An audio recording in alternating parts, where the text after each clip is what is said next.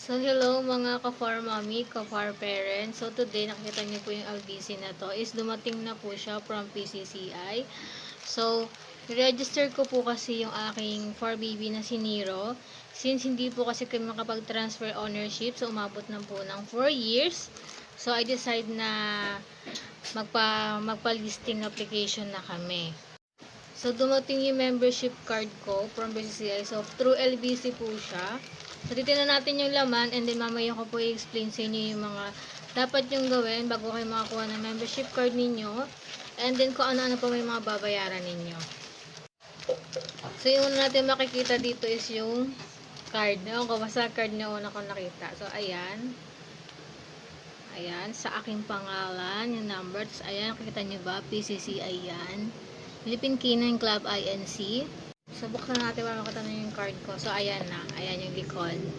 Para makita ninyo. Tapos, ito yung harap natin. Takpan lang natin konti. Ayan. So, naka 1x1 picture yan. Ayan. Nakikita nyo ba? Association member. So, ayan ang ating PCCI membership card. Diba?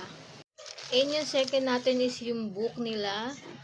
2017 amended bylaws. So, ayan. Philippine Canine Club INC. So, ayan. Ito nakapaloob lahat ng mga ano ng Philippine Canine Club natin. Tapos, yung ating resibo. So, ayan.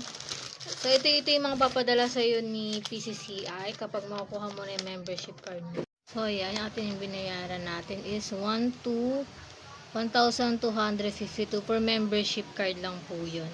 So, ano nga ba yung una kong ginawa is first, pumunta muna ako sa Google o sa Chrome. Sinerch ko yung PCCI na link po nila doon. Tapos, pagpunta nyo doon, is makikita kayong membership card, membership application. So, pinutin nyo po yun, mag-fill up po kayo.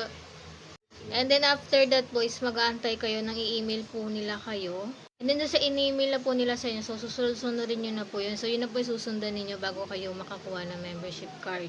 So, kailangan nyo lang mag-prepare ng one valid ID government at saka ng 1x1 picture para sa membership card ninyo. At saka yung pambayad ninyo na depende kung magkano ilalabas sa inyo ni PCCI kasi nagbabago yung price. So, sa akin kasi is 2,552 yung binayaran ko for membership card. So, yung membership fee ko dahil bago ako is 983. Tapos, yung LBC po natin is 133 kasi nga padala po nila through LBC. So, mag-email po sila sa inyo and then mag-email din po kayo sa kanila ng inyong ID and ng inyong 1x1 picture. So, kailangan po may 1x1 picture kayo kasi ayun po inalagay sa membership card nyo. So, nagbayad ako is through BDO. Pero pwede kayo magbayad sa GCash tapos bank transfer nyo na lang.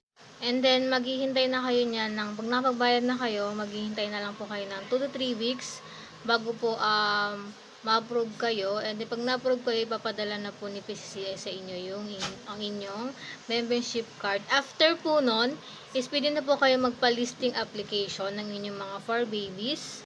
Sa part 2 po nito, isabakita ko po yung listing application ni Nero na nakuha na namin yung papel niya.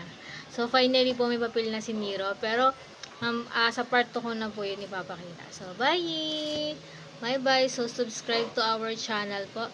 Like and share na din po. Thank you so much! Bye!